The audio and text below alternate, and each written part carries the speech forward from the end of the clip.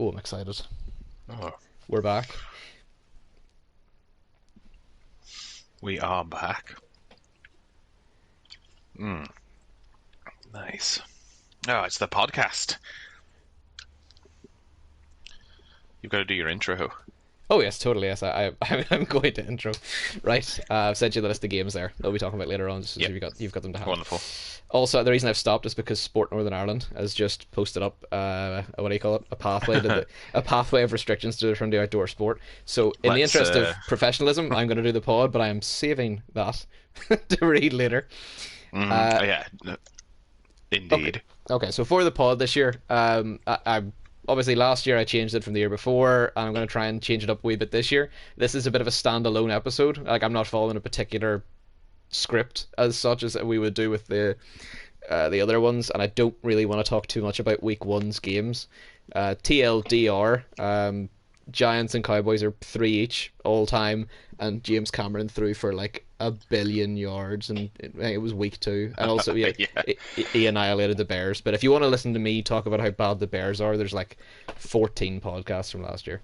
So, graciously, we are joined by the Super Bowl winner, Zakk, because this would be a terrible pod if it's just me talking to myself. Hello, Zakk. Hello there, pal. How are you?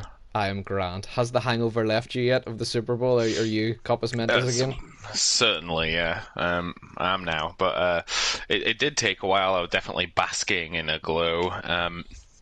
I was sort of haven't really spoken to the press about it as yet, but the New York Giants took a boat trip afterwards.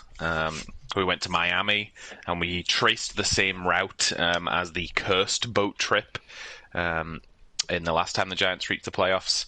And so as to undo that sort of hoodoo that boat trip placed upon the franchise. Okay, so it was kind of a what's the word? You were exercising the demons of that Odell wildcard game. Indeed, yes. We did try really hard in the off season to bring Odell back for one last ride, but the Browns weren't having it at all. And so he's going to remain and rot in Cleveland. And instead, we picked up Keenan Allen, who has kicked off with a bit of a jump start. So that's quite exciting.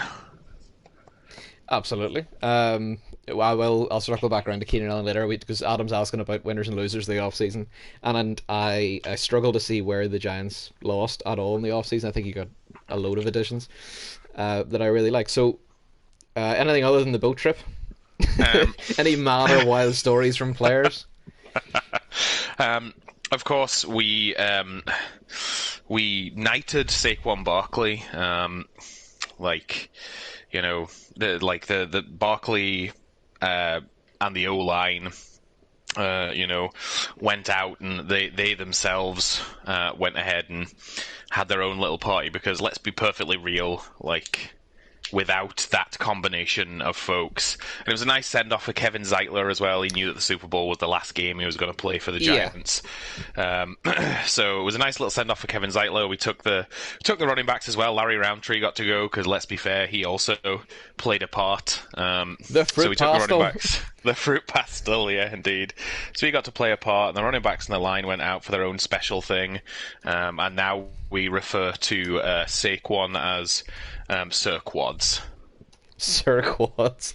Brilliant. So, but it was just a good little send off for a couple of players. We knew we weren't. The big one was Kevin Zeitler. We knew we weren't going to be bringing him back. Yeah, that was foretold ahead of time.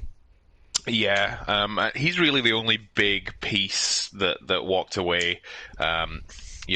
We had our understudy in Evan Neal, who we're more than confident is going to step in and make it feel like nothing's changed, hopefully. But it was a nice little send-off, and, it's been, over a decade since the Giants were at the big dance, and, you got to make an event of it because with the talent of the teams in the league, who knows when it'll happen again. Oh yeah, this is it's not dissimilar to what I said in the Lions offensive call the other night.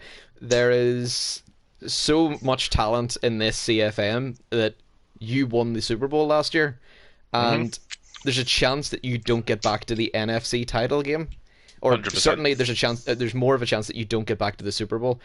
To put that a little bit more realistically, there's just I mean you and James Cameron were the Super Bowl teams last year, which means Adam missed out, John missed out, Niall missed out, Stoops missed out, Gerald's missed out, and Nick last year as well. So there's only one team can win it. Only two teams can go to the dance. So like Yeah. at least five or six are left disappointed, and they're good teams. Exactly. So that's we left, the whole year was it's going to be Saints Texans, it's going to be Saints Texans. We left that, those guys didn't make it. That's going to be the And same this year from about week 3 onwards. Everyone's going to be Saints Texans again every year yeah. without fail. Oh, I mean, of course, but like I say every year, I think this is actually a critical year, and I'm sure we'll sort of I circle back around to this. But completely agree. if we if Saints Texans doesn't happen again, how can we look at the Saints and the Texans and say these are definitely the best two teams in the league? I mean, yeah, I mean, neither Saints nor Texans made it. Like, Saints made it against the Ravens, and then Texans made it against the Bears. Neither Saints nor Texans made it, so I'm definitely circling back around to this. Yes, at least one of them, if not both of them, have got a hit this year in a way. Yeah, for sure. So yeah, no, I was going to talk a little bit more about the Super Bowl, but I mean, it's massive. You're one of a select few coaches that actually has a ring, and not this is not a complete dig at James Cameron, but you were right. I'm just going to echo what you said. You were right to say that when you get there, you kind of have to make sure you make the most of it, because there's a chance that it might take you a while to get back, whether you win it or lose it. So you really need to. Yeah, and that's not to say I didn't think the Broncos gave anything less than their best. Absolutely, I think that it was the best ball I've seen in especially yonks. yeah, it was a great game, and the fact that it came down to a two-pointer was Fitting. indicative of how close the game was. I think. Yeah. I think the Giants sort of dominated the opening part of the game. The Broncos had to sort of turn it on and find something in there that they hadn't demonstrated thus far, and they found it. And you've got a lot of guys out there. One stat that I thought was funny: the Giants retired at least two key players. The last pass that Dak Prescott threw was a touchdown to Chris Herndon for the Cowboys in the loss to the Giants, and the last ball that DK Metcalf caught for the Broncos was a touchdown. And both of those players were moved on. I thought that was funny. Okay, great, I've really made a great impact. Fuck off. Not enough. I totally agree with what you're saying, that both the Broncos and the Giants went through the gears in the postseason. I feel like Super Bowl Giants were way better than divisional round Giants, and the same with the Broncos. They constantly found a new gear to get into, and then both of you played the absolute best game you could in the bowl. And it was I've watched that game back a couple of times now, as you can same. imagine, and it really balanced quite finely. It was sort of on a knife edge for a lot of the game, because even though the Giants then ended up pushing out ahead toward the fourth quarter, it still never felt like the game was done. No. Especially with how good the Broncos defense is. You knew that. Well, I certainly knew that I was going to have to run the ball. They knew it. I knew it. And the chances of me passing were so slim because of the Broncos' ball hawk defense. A pick is awful. And so there was basically no chance, so they got to completely run commit, and it was it was a total stalemate. And I still personally think that maybe Saquon Barkley got that converted that particular yard. Down, but yeah, I know what you mean. On repeated viewings, it's fair to say that there's a potential his knee was down.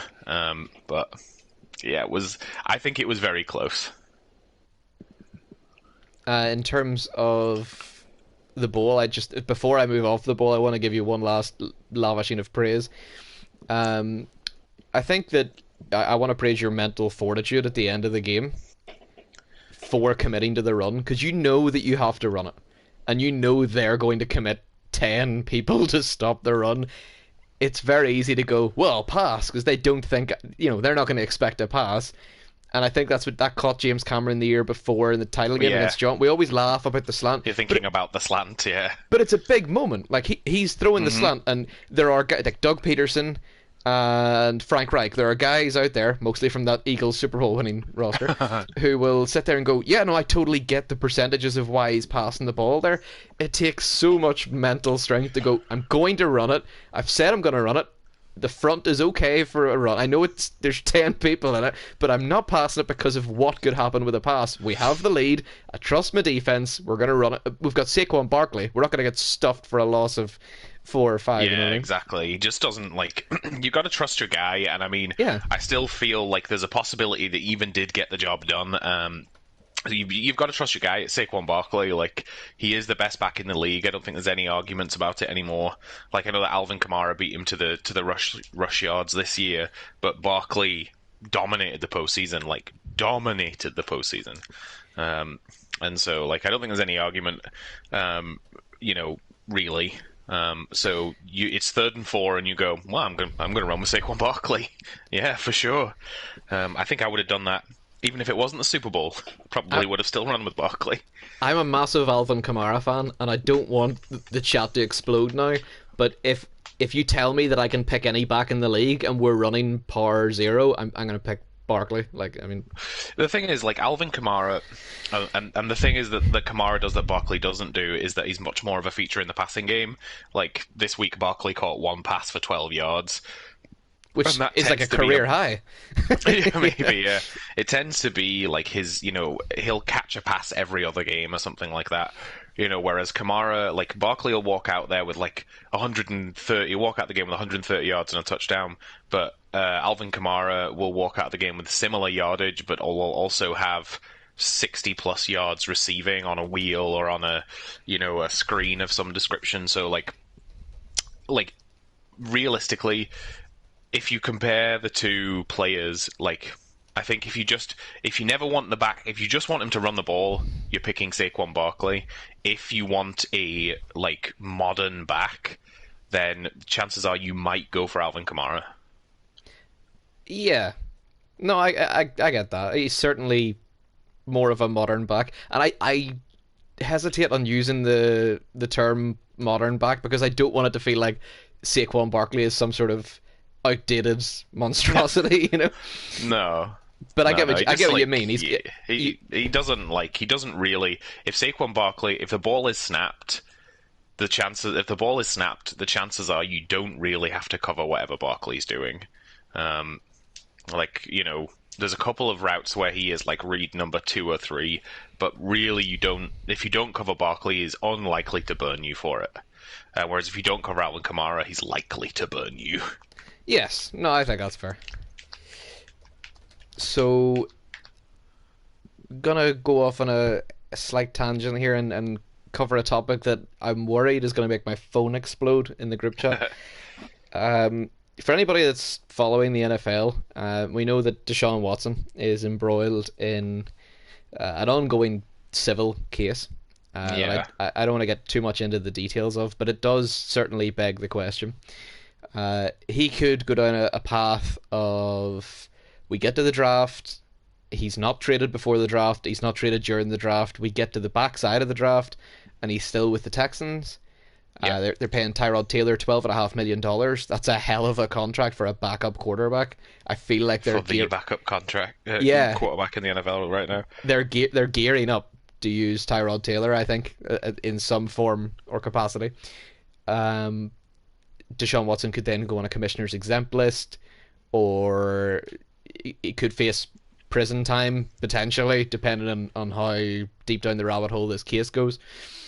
If he ends up on the commissioner's exempt list, and if he ends up out of the NFL for let's say non-footballing reasons, is there if he gets Ray Riced? Yeah, is there a case that we should remove him, or what is the thought process with him being in the CFM? Should he be allowed to continue to play for the Houston Texans in CFM if things turn out, say, for the worst? Um, There is no uh, right or wrong answer with yeah. it right now. Like my answer here is that I don't think we should. Like, at least what we do within Madden 21. Like no one's going to be playing as the Texans almost certainly. So Yeah, I think that's fair. getting rid of him in Madden 21, I don't mind at all. Also, like mirrors the actual rosters of the NFL a little bit better. Um, but in Madden 20, he is the starting QB for arguably the best, like if like maybe not the best team, but certainly the best player in the league. And he is like arguably the most important part of that. Like when John spoke on the like AFC title game pod, he said that like one thing he doesn't need an elite QB, but he does need a mobile QB. Yeah, And so I think like Deshaun Watson is a big part. Like John he's put his chips on the table this year and said like I can do it without DeAndre Hopkins. And so, but he can't do it without DeAndre Hopkins and Deshaun Watson. I don't think Dottie is going to do it, to be perfectly honest. careful. Generally, when people challenge Dottie, he rises above the challenge. But like, I agree with you. Yes, Though. I mean that's true. But like, that's probably fine for the regular season. But like, it'll come to the postseason. He's not going to want to come up against James Cameron again with fucking Dottie in the like under center. Like the game's going to be a is massacre. Dottie going to win a PvP game at Mile High? Probably not. Probably not. Like he could probably play the whole season with Dottie and go like 13-3, maybe even 14-2. Like, do you know what I mean? But yeah, he's not going to win a Super Bowl with him. So like I think it would be unnecessarily harsh because he's on a player team. If he was on a CPU team, I'd say like put him in the bin. But like because he is on a player team. I just think that we let him ride it out. No one's going to be playing with him in 21, so I think the decision can be made by the commissioner then. Like, how long does a Madden season take? Like, somewhere between 4 and 6 months. Yeah. But this one will be faster because. Yes, this one will go quicker. I think. Yeah. It's the arms race year, and we know that like last year we were all like. It was like play your games, have the pod, play your games, and like sometimes you'd have to wait for players to play games, or we'd be like sort of holding off for the pod or whatever. Whereas this year, I think the pod's just going to be like a bit more ad hoc by the sounds of it, and we're just going to sort of play when we can. Yes, unofficially and also kind of officially. I'm okay with doing a pod every so often. I don't want it to be as regimented as it was last year, and I don't want you guys to feel like you have to wait. It makes sense for this year, though. I did like the way that the pod worked, and I think I actually think that it is an important part of why the league is so special, because whenever I talk to people about the league, they're like, "Oh, that sounds really cool," and I'd be like, "Hey, did you know the league also has a podcast about the league?" And they're like, about "Okay, the league that's itself." Cool." Like I say, it's basically like Madden LARPing. Yeah, but like, but that's the what world makes it within cool the world. because Yeah, you actually give a shit. Week to week about what happens because it's going to be talked about on the podcast, and so that is like I actually liked the structure of it last year, and I think once we go to 21, I personally would vote for it to retain that structure. But I think for this year we're sort of just having a bash and finishing off finishing off Madden 20. I think it'll probably take 3/4 of the time it would normally take for the league to finish up. This time around, there's no. Adam was saying there's no PvP games really until week 6, so I expect the pod to be loosely structured until then. From week 6 until 17, that's where the PvP juice is, and I'm going to try and get back to the same structure there. So I don't want you thinking that I'm going to completely, like wash the pod this year. But for the first 6 weeks, I'm not coming on here to tell you in detail how James Cameron put 74 points on somebody. I have no end. And that's no disrespect to the Broncos or anybody. I am not talking about people beating a CPU team by 50 and being like, oh, they're kind of tasty punching above their weight. No, I have no interest in that. Week 6, there are a bunch of PvP games, playoff implications. I'll get into it then for the last 11 weeks. Again, like last year, I do want to have a pod. This does not count as Zakk's. I do want to have a pod from week 6 to week 17 where I get each of you guys on in turn. I think like coaches. For my 2 cents on that is, let's hold off till Madden 21. He's a key piece on a player team. I don't think it's particularly fair especially when we're in the arms race year, and so everything's like extremely slim pickings. In addition to that, of course, right now we actually have no idea how this is going to work out. It seems more and more unlikely every day that Deshaun Watson is innocent of these crimes. I think However, that's fair. like Yeah. right now, he is innocent until proven guilty. And that is not to take anything away at all from the struggle of these women. And like, the people don't speak up for no reason. In 99% of cases, it's such a rare situation that someone gets falsely accused. It barely registers. So, Oh yeah, I don't want to pass sentence on him, but it's very rare that someone gets falsely accused 12 different times by 12 different parlors. yeah. And John's saying in the chat that he's going to cut him, but I really don't think you have to. Like, I just Oh, think John, yeah, I wouldn't make any knee-jerk decisions based no. off our Just like I would musings. say, hold on to him. Hold on to him for this year. The Deshaun Watson, just change his name. How about that? Just call him like fucking something else. Just call him Stone Cold Steve Austin. And That's a play cool the name. season with him. Then he's not Deshaun Watson anymore. He's just some random knobhead. It's not like you ever see his face. You know what I mean? You only ever see the back of his thing. So just call him whatever you want. Like if we want to disassociate ourselves from Deshaun Watson, let's just edit that player to be somebody else. Call Yeah. him John McGinnis if you want. No, God, don't do that. If John McGinnis leads the league in passing touchdowns, we'll never hear the end of it. Yeah. Um, Well, Stone Cold Steve Austin was a better one. And then. I forgot about that.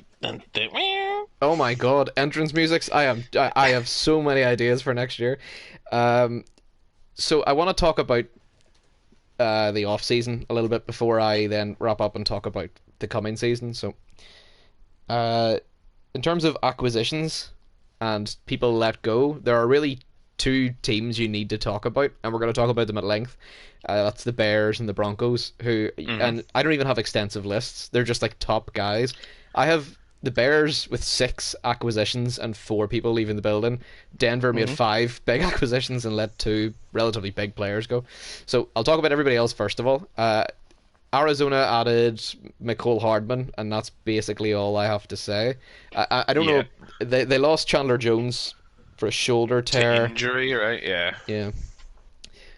Houston didn't really add anybody worth what do you call it? Worth getting excited about. Um, I'm not criticizing the Saints and the Giants. They didn't add a shit ton of pieces, but they added the right pieces in the right places. DK Metcalf, Keenan Allen, Luke Kuechly. Like I say, these aren't extensive lists. I'm not naming everybody, so if I've left somebody Yeah. out, feel free to Just the shoot me a the message, but I'm the, not the big apologizing. names. Yeah, Yeah. yeah. I mean, Zakk got Luke Kuechly, and I will touch on a minute about Zakk's draft. But Zakk was like, oh, "I need a front seven. Here's one here, like Blue Peter style. Here's one I made earlier." Um, I like Jaden Hasselwood in the Saints. I think Michael Thomas is not over the hill, but he's certainly reaching the summit. Yeah. So DK Metcalf's a great addition there because as good as Kamara is in the passing game, he's not winning NFC title games anymore from the wideout position. So Metcalf's big there. Adam's saying Cowboys. I mean, I don't really want to talk about Dallas all that much. They did a lot in the off season. Some good, some bad. Well, like, Russell Wilson's a yeah. franchise flipper. Like, I mean, No, I agree. Actually, I agree, and I think that like having played them, they feel strong. They were very soft against the run last year, like against like against player teams. They were like they have like elite safeties already. Which allowed, but often you could break through their front seven, and then it would be up to their safeties to stop you 30 yards down the field. Now you're getting 3 yeah, instead, and that's a big deal. And obviously, like just referring back to week 1, which I know we're in off season, but just referring to week 1, like when last James and I played, we always had 2 to 3 picks of Dak Prescott. Russell Wilson had 0. Now yeah. there was some like Madden black magic fuckery going on, but there were still 0 picks at the end of the game. So like I think that they've had a great off season for sure. They I think the reason we're talking about the Broncos and the Bears is that those teams don't really resemble the same team that ended the season, whereas the Cowboys have added two pieces. If you played on the Bears offense last year, you don't this year, is kind of the rule of thumb. Pretty Um, much, yeah. the defense didn't Unless you're called change. Trey Burton. Yeah, Trey Burton is almost, and Jalen Rigor are literally the only I two think Rigo, pieces yeah. at skill positions that are still in the building. Just to finish the Dallas point, yeah, I mean, I really only have them adding Russell Wilson and David Njoku as key adds, but it's really good. Wilson's Bobby Wagner as well. true, but the two on offense are big for me because Wilson's a scrambler, so he can move about more freely than Dak, and Njoku is a tight end. Daniel, as a GM, did really well to acquire pieces that can help James overcome lag. Because, you can get the best pieces, but if they're no use to you in a lag game, then Dallas are not going to Yeah. get any more wins. Yeah. David Njoku I is like think Chris Herndon on roids. So, I think we should be taking Dallas seriously. a million percent, yeah. I certainly take them more seriously than the... like, again, all seven teams... I can make a case that all seven teams can reach the title game, but I take Dallas at this stage more seriously than Arizona or Chicago. Fair enough. But they're very much the third best team in the conference, and I know Daniel's going to play that back to me as a soundbite when Dallas win the NFC title game this year. But Yeah, it's not and that's unheard okay. of. Yeah, it's not unheard of for the third best team in the conference to win the title game, which generally features two of the The best best teams. two teams in the Yeah. conference. Yeah, exactly. Sometimes you get there. Sometimes you run hot. Um, I made a joke in the chat earlier on that I was going to be very mean towards Niall for his off season. That's not true. It's really, really far from the point. I spent most of last year saying about how, and I still don't think last year's Bears offense, by the way, that was a misquote. Last year's Bears offense was not the worst offense we've ever seen in CFM. I don't know who thought I said that, but that was not the case. It's not even the worst. No, it's not even the worst Bears offense, and it's not even the worst Niall offense. There's It was no way it was worse than when he took over. Yeah, because Like, do you Ryan know what I Pace mean? was in That charge at Bears that team's point. fucking Yeah, turbo wank. They were awful. but I can't sit here and be like, oh, the Bears offense is terrible. Then Niall makes no less than about 6 acquisitions on offense and be like, oh, they're all terrible acquisitions. So yeah, he did what he did, like what he needed to do. yeah, And there's literally only there's only one thing that I would have done differently. I would have but, done like, several things differently, but I'm curious to hear what this one thing is, just out of interest. I just think that like the whole thing was like you're building around, you're giving Mitch Trubisky the weapons to succeed. Yes, Because you've moved Justin Herbert on and you've committed to Mitchell Trubisky. Because like when you move, Justin Herbert was in pretty much every case, like stats wise, apart from his release, in pretty much every case was a numbers wise a better QB than Mitch Trubisky was. So you've committed to your guy, you've let a guy go, that guy goes and wins a Super Bowl, and then you immediately you give him all the weapons. He's got DeAndre Hopkins, and he's still got Trey Burton, and he's picked up. There's a couple of other guys I can't remember off the top of my head on his offense, but offensively they look great. And then I know that Christian McCaffrey is 99 overall, and he is stonks. He's very, very good. But I would have kept Mitch Trubisky, and I would have. I think David Montgomery was enough. He was fine. I'm split on this. It's better than Kenyon Drake. I completely. I get what you're saying because I too would have kept Trubisky, but Niall reached out to me before the Trubisky deal to speak about a couple of things with it, and in the end, and I'm gonna just hopefully everybody's listening because I don't want to repeat this too many times. I was okay with it. I almost advised that he move off Trubisky. Don't come for me in the night. There's logic to the madness. So personally, before this, also I would have kept Trubisky for all the reasons Zakk's outlined. You're getting 99 skill guys at split end at running back. You upgraded at multiple offensive line spots. Yeah. Your defense is already top class. The problem with the Bears in real life is that their defense is class and they don't have the answer at QB. No one's saying Mitch Trubisky's a Pro Bowler, but maybe he could have been with all those weapons. He was a Pro Bowler. No, I know he was. I'm gonna refute that, but I mean, he played in the Pro Bowl, so if it was Madden 18, there. he wouldn't be a Pro Bowler because Herbert would have been there. But yes, no, I get it. He was the fourth best QB in a in the conference. But like, so surely yeah, he would go have on, been sorry. better with these weapons, though, right? Like he wasn't going to get worse. No way Yeah, with Hopkins exactly. And and like, McCaffrey. I do get it. Like, I don't want to, because when you draft a guy, there's a certain attachment to that guy. Yes. Especially when you draft a guy and it turns out, well, fuck, this guy might actually be all right. Hmm. You know what I mean?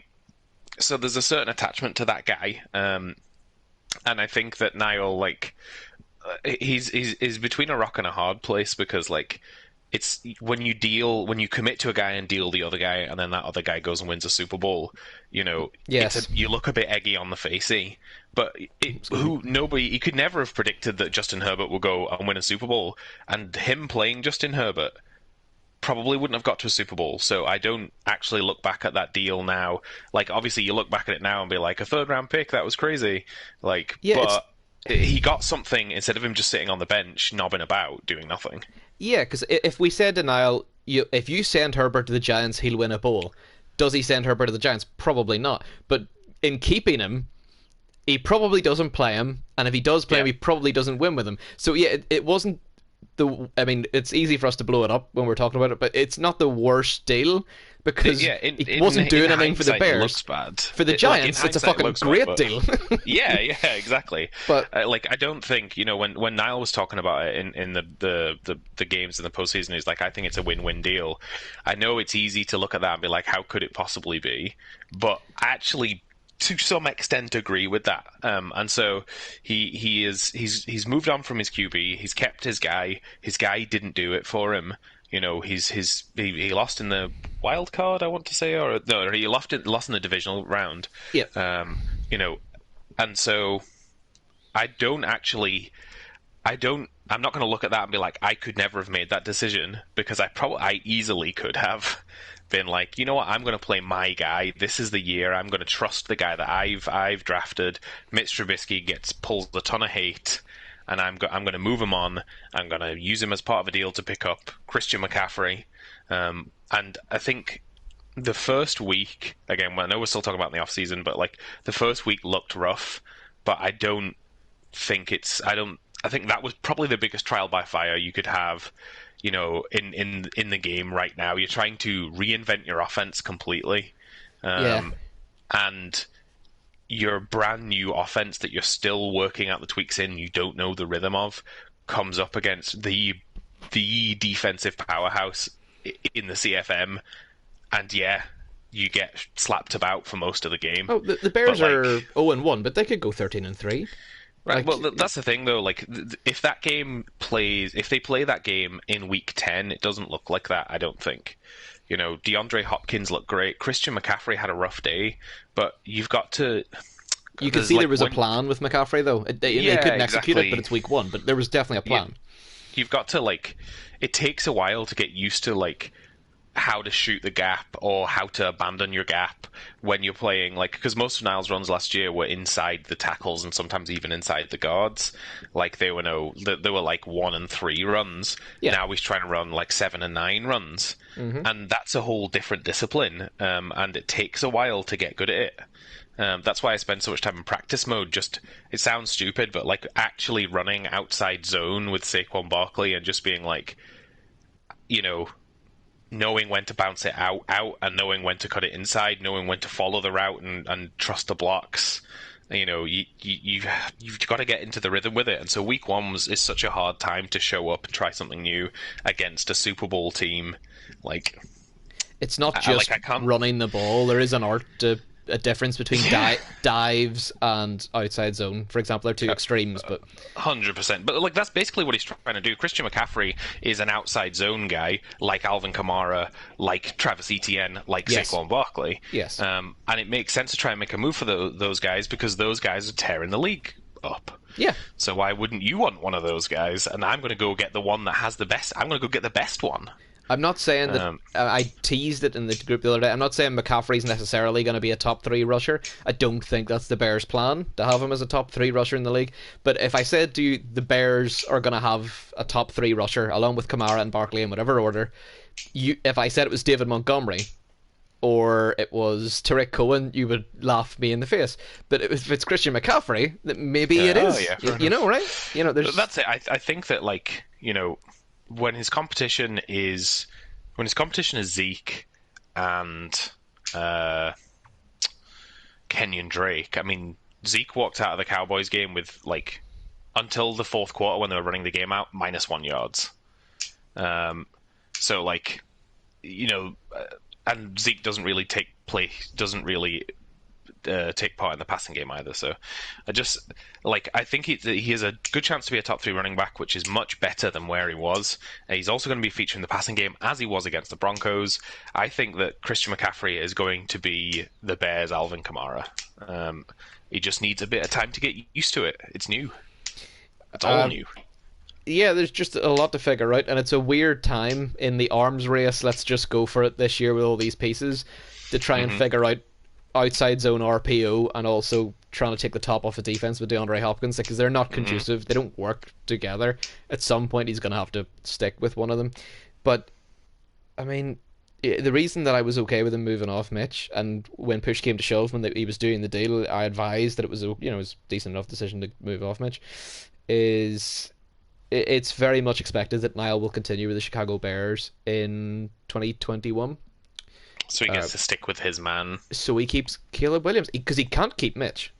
Like, Mitch is a bill now. So I only advised that Trubisky be let go after the Bills deal was done, because I mean, it's technically cap you could be spending elsewhere if he wants to grab any free agents or trade anybody before week 8. But even more importantly than that, if you're planning on starting week 1 next year with Caleb Williams, get 16 games out of him now with Hopkins and McCaffrey. Now, develop the crap out of him so he walks out of this season as an 80+ overall, and carries your team forward. But it's fine, because if he ends up as a 71 overall and he throws 5 picks in every player versus player game, and he can't get the best, take him. Yeah, you can't get the best out of Hopkins and McCaffrey. They're both 99 skill athletes, and Caleb Williams looks terrible.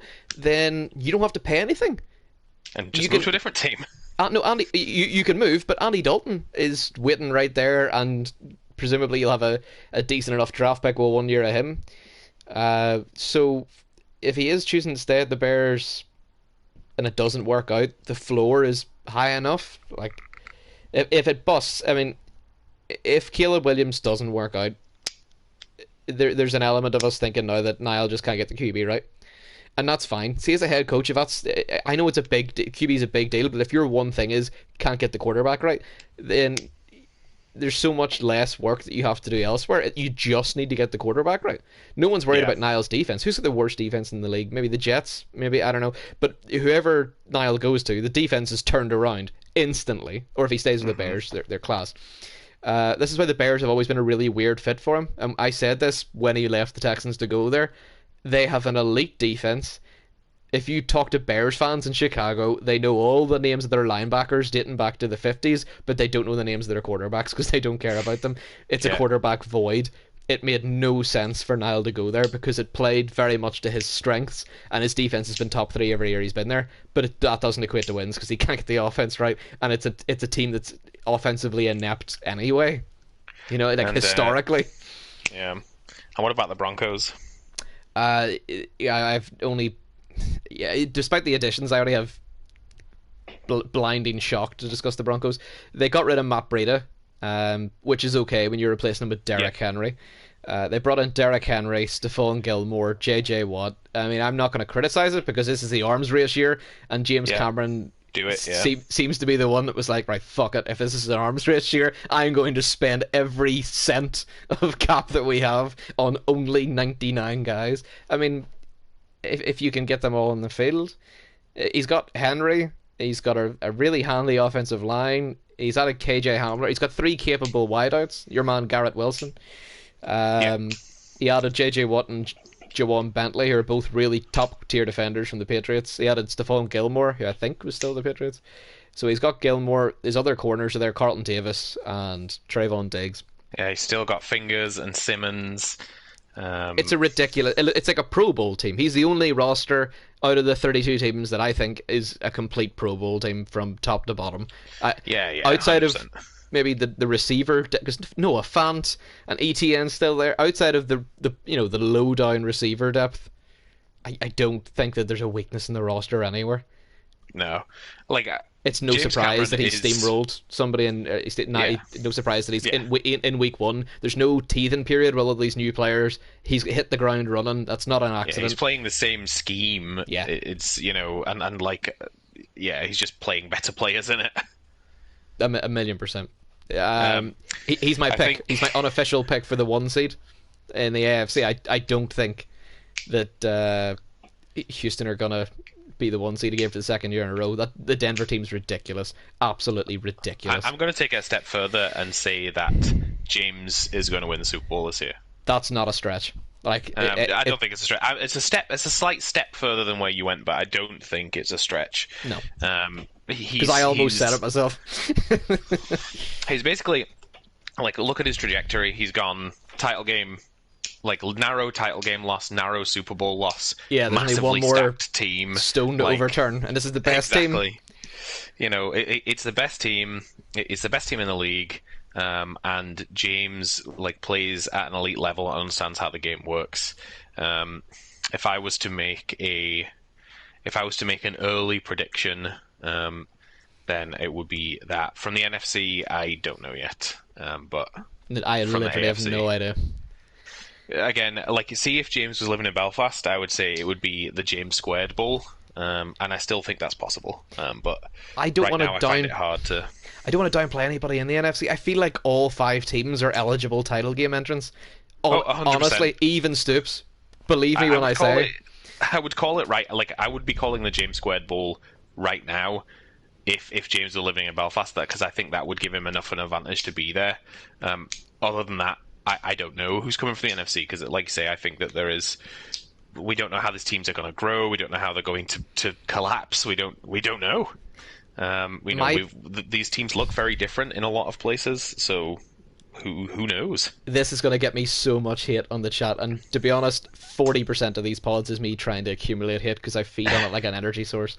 My picks for the one seed, and I'm standing by that. I'm not making a joke. James Cameron and James Earls are my picks for the one seed, right? And Yep. I'm going to tell you exactly how Dallas are going to win the NFC East and get the one seed. And it's like the receiver chat I had the other night, Zakk. You're still a great team, but here's why you don't win the NFC East this year. Yeah.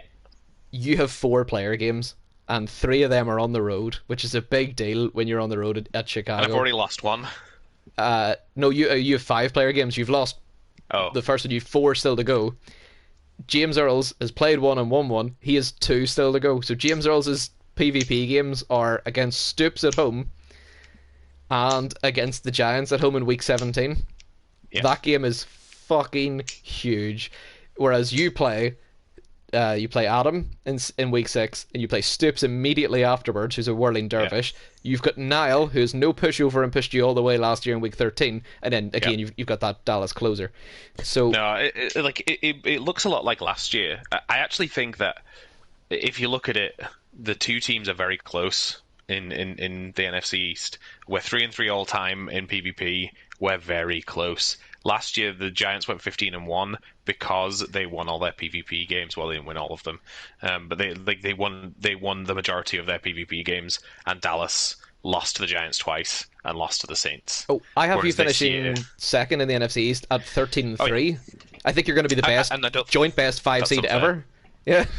I don't think that's unfair at all. But like when it comes to 2 players in the same division, it's gonna come down to the player teams. The likelihood is we're both going undefeated against the computer again, because that's what happened last year. And it seems unlikely that we're going to lose there. So it all comes down to PvP games. One team has 3 and one team has 5. Chances of the team that has less PvP games coming top, pretty slim. Exactly. Especially when they've already won one of them. Yeah, exactly. That massively helps too. Yeah, so he's got head-to-head over you, which again you can neutralize that, but you can't neutralize it until week 17, which is super exciting. I can't wait for all the having to sift through the tiebreakers when you beat him at his place. It's gonna melt my face. But it does also put real pressure on the Saints, Bears, and Cardinals to win their division, because there's only 2 wildcard teams, like 5th seed and 6th seed. This is the last year this will be the case. And Zakk and James Earls have got the 5th seed booked between them. One of them is going to win 12, 13 games and be the 5th seed. So if you don't win your division, There's only one other spot, and generally that's historically reserved for Tampa Bay. So you really need to win your division to get to the postseason. Looking at you, Yep. Arizona. Um, but I think in terms of the one seed, Adam and Zakk, one of them will eliminate the other one Yeah. because whoever wins that It'd game be the has same as Niall and Adam last year. yeah, whoever wins that game has head to head plus an extra win. Stoops and Niall play each other on the last day, so that's not as. I mean, it could be big. Depends what Stoops does in the last 2 or 3 weeks again. But Niall, now that ugly Denver game's out of the way, Niall's last 5 games include Giants, Saints, and Cardinals. So for the second time in second time in 2 years, the Bears are going to decide the NFC playoff seedings one way or another. I think Dallas get the 1 seed. I think looking at the schedules, I want to make a bold prediction and say that the Saints will get the 2 seed, Yeah, I but think that's fair. but finish with an inferior record than the Giants, if that makes sense. Okay, interesting. Because I genuinely do believe that you're going to win like 13, 14 games. I think it is fair. Like that's around 2.5 play like PvP games and all the CPU games. Yeah, I think James Earls has a shot. He's the one to look at. John is always in the conversation too, but James Earls is one to look at for 16-0. That's what for me is so fascinating about two teams in the same division, is that like you're like as long as one isn't significantly better than the other, who the fuck knows what's going to happen from year to year? It could go either way. It's like I love being in the same division as somebody else. I think it's so interesting. It's great because it gives one of you, like, generally if you're in the division on your own, you win the division, but that gives you a Yeah. first place schedule, which is what's happened to you this year. So it gives you more PvP games because everybody tends to win their division, because they're all by themselves. So it is a real super advantage for the team that doesn't win the East to be in the second or third. I think was it last year you had a third place schedule, and Yes. it allows you to then win it. So James Earls, if you want to get the East back, this is the chance. But bear in mind, it's a poison chalice. When you win it, you'll then face Adam, Zakk, and Niall next year. Yeah, you win it once, but you probably don't get to win it 2 years running. Yeah, I mean, like I say, the only time we've ever had that was the AFC South, where Matty Boyd won it 3 years in a row. But it is tough to win PvP like when you're both in the division together multiple years because you get a first place schedule. You've got to play the team in your division twice anyway. Plus, you get the best the South has to offer, the best the West, best of the North. Yeah. So in terms, James Earls has no PvP games now that he's played Zakk. Has no PvP games on the road, which is kind of a big deal, especially because Dallas is generally inside. I'm looking at Arizona is another one because they won the West. Play everybody. They play Dallas. They actually play the NFC East, so they play Dallas. They play the Giants. They play the Saints, and they play the Bears. They play everybody in the NFC. I'm looking forward to it because as much as Stoops isn't going to win 11, 12 games, I really want him to, but Stoops is definitely out there to spoil somebody else's season, and I am here for it. 100%, yeah. Yeah, you can't drop that game. If you don't believe me, look at Adam last year. Literally dropped one game, was to Stoops, cost him the 1 seed, didn't win the bowl. Played his first playoff games outside of the bowl, outside of the dome, which is still a mad stat to me. Yeah, it's frightening when you look back at it. It's fair to say that the Saints have a 0% winning record outside of the Superdome. Yeah, and also it's a safe thing to assume that they might not play a game outside the dome for the next year or two. Who knows? But like I say, I'm taking James Squared as my 1 seed favorites in each conference. Fair. Yeah, I don't think that's unreasonable at all. And I don't know if the best ever is 12 wins or 13 wins, but I have you pegged to either tie or break the record for best 5 seed finish. Because I hope so. You've a tough schedule, but I really like your team this year a lot. Like me too. It's the whole thing. It's what I'm trying to tell myself Cam Newton's going to be for the Patriots. Justin Herbert is in the system for the second year, so he is going to do more and be better than he was last year. No sophomore slumps here. The Giants have added the right pieces. I think, yes. I kind of. We were on this podcast last year, and you said that everybody was going to make the playoffs, and they all did. Yeah. And I kind of want to make an equally rambunctious claim. is this spicy enough? You can tell me, and people in the chat, if this is not spicy, I'll make it spicier. Everybody, whoa, fuck, that's gonna be hard with that actually. Everybody in the league is going to finish with 10 wins plus, 11 wins plus, 10 wins. I'll go 10. Yeah, I was gonna say, geez, No, fuck it. 11's a bold. I'll go with 11 because I'll say everybody's going to win 11 games plus. Because Stoops' best finish is 10.5 wins. Everybody in this league is going to win 11 games plus. All right, that is a hot take. Mm-hmm. And I'm looking at the schedule going, it's going to be tough. But no, I think it can happen. I think it's certainly not unreasonable. If the teams in the NFC decide that there's no powerhouse and you all split if you all split your PvP wins balanced which enough. is ideal, right? That's exactly what you want to happen. Yeah. Like my Well, official, not as the player who wants to be the one seed, but Yeah. as the only neutral party, really, what you want to see is every team operating on roughly the same level. my official predictions that I put up whenever the schedule's released is Saints 15-1, Texans 15-1, Broncos 15-1, Cowboys 15-1, Giants 14-2, Bears 12-4, and Cardinals 10-6. So yeah, I'm gonna say that that's my official hold me to those predictions. But I think everybody. My take is that everybody in this league is going to win 11 games plus. Oh. Okay, interesting. Have you got it at equally or even remotely as close spicy take? I don't Before we think close? I do. No, like I think that's perfectly fair. Like I was gonna say like I don't think I was gonna say there's a possibility that not every team makes the playoffs this year. I watch Stoops like struggle against a very average Eagles team, but he still won that game, and as long as he keeps doing that, it doesn't really matter whether he struggles or not. Yeah, it was almost refreshing to see Stoops struggle and go on to win the game. That was a big turning point for me. Yeah, no, I think it's going to be a fascinating year of the game. I personally, for the Giants, like happy the way we drafted, happy with the free agency. We've got a tough schedule. We've already got one loss on the board. So we're going to have to find something new to do. But I think every team is this year. It's going to be so hard. And there's not just one end boss anymore, I don't think. No, and that's the best thing.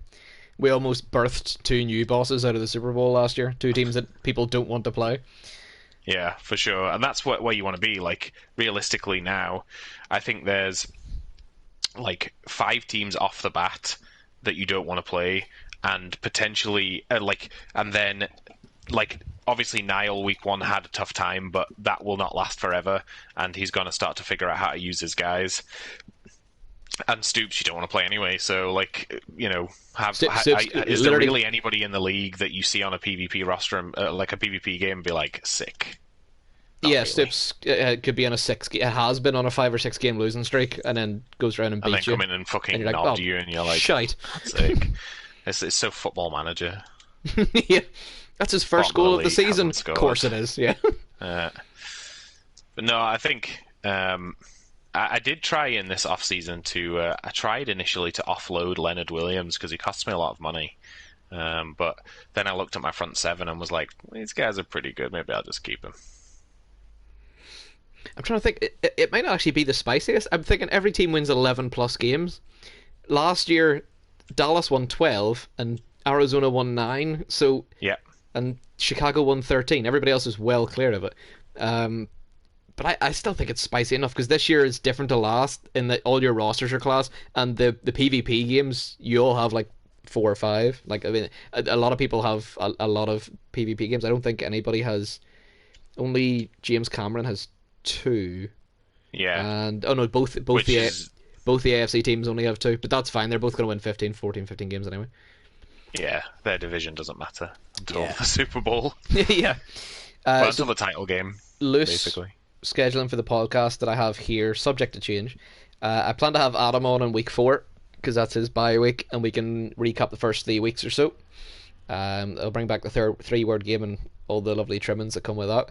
I Lovely, also lovely. I'll do my first power rankings in week 4 because I don't want to do a power rankings after week 2 and you've all played a bunch of No. CPU games. So the teams with the PvP losses are at the bottom. It doesn't make any sense. Zakk then in week 5 because that's his bye. Week 6, I have no guest, but Daniel and I might be doing that together because that's Saints at Giants and Cards at Cowboys in the same game week. Nice. Hot tamale. Then I've got John on for his bye in week 7. Week 8, James Cameron and his bye.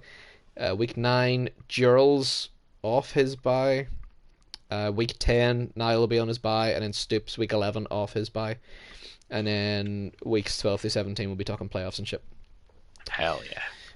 Oh, excited. Excited. And Adam is going live directly after the pod. I have just clocked that. That's against Carolina.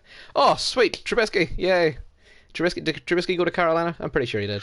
It's part of the McCaffrey deal? Yes, yeah, he did, yeah. So we get to see a bit of Mitchell, but absolutely zero Luke Kuechly. Oh, fucking...